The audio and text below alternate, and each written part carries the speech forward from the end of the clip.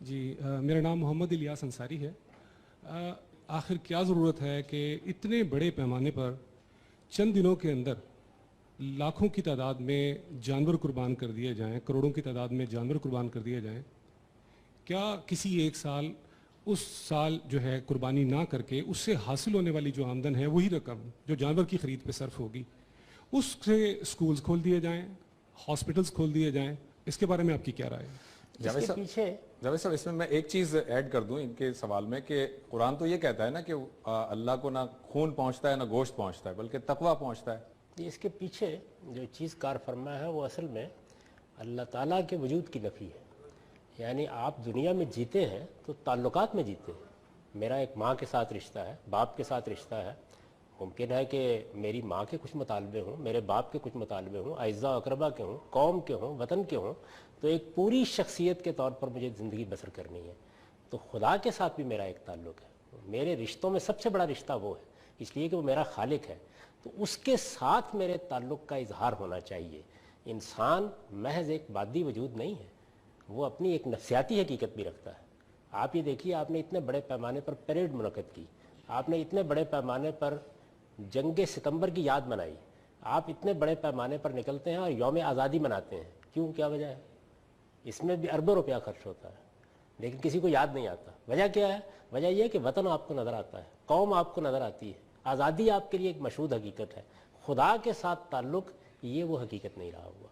تو جب آپ اللہ تعالیٰ کے ساتھ اپنے تعلق کو مضبوط اور مستحکم کرنا چاہتے ہیں، اور ذرا فلسفے پر نگاہ کیجئے، یعنی فلسفہ کیا ہے کہ آپ پروردگار، یہ کائنات تو نے بنائی ہے، اس کے ایک کشمکش پیدا ہوئی ہے میرے درمیان اور شیاطین کے درمیان، میں اس میں جنگ کے لیے اپنے آپ کو پیش کر رہا ہوں، تو یہ بہت بڑی علامت بن جاتی ہے۔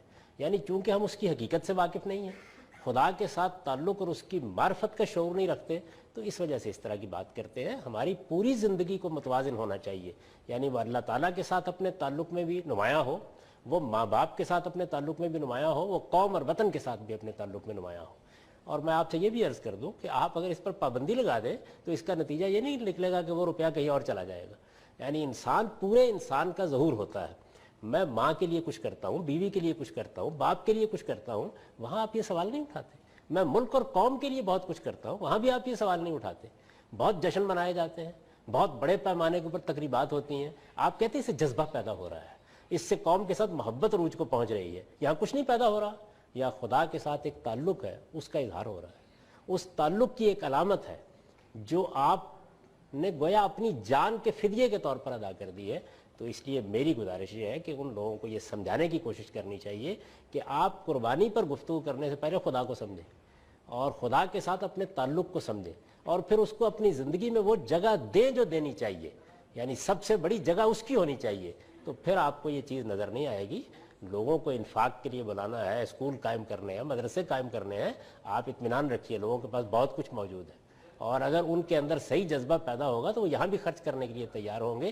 لیکن جس جذبے کی یہاں آبیاری مقصود ہے وہ معمولی چیز نہیں ہے۔ تو باقی ہر جگہ جب آپ جذبات کی تطہیر کر رہے ہوتے ہیں یا اس کا اظہار کر رہے ہوتے ہیں اور اس پر اربوں روپے خرچ کر رہے ہوتے ہیں، میں یہاں بحثیں پڑھتا ہوں کہ یہ لوگوں کے اندر ایک تفریح کا بڑا شدید داعیہ ہے۔ اس کی تسکین کے لیے آپ کو پتنگ بازی کے تہوار کو منانا چاہیے، اس میں روپیہ نہیں خرچ ہوگا، کاغذ پر خرچ نہیں ہوگا، اس میں جاوید صاحب اس پر بانس کی تیلیوں پر خرچ نہیں ہوگا، یعنی وہ سب ہو رہا ہوتا ہے۔ لیکن آپ یہ دیکھیے کہ اصل چیز کیا ہے؟ اصل چیز یہ ہے کہ آپ اصل میں خدا کے تعلق کو ایک زندہ تعلق کے طور پر محسوس نہیں کرتے، چنانچہ کیلکولیٹر بیٹ لے کے بیٹھ جاتے ہیں کہ اچھا نماز میں وقت کتنا صرف ہوا، روزے میں طاقت کتنی خرچ ہوئی۔ تو اپنے تعلق کو پہلے اس جگہ بھی محسوس کریں۔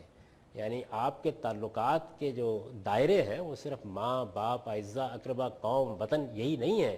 سب سے بڑا جو تعلق ہے وہ اس کائنات کے پروردگار کے ساتھ ہے جس نے آپ کو تخلیق کی۔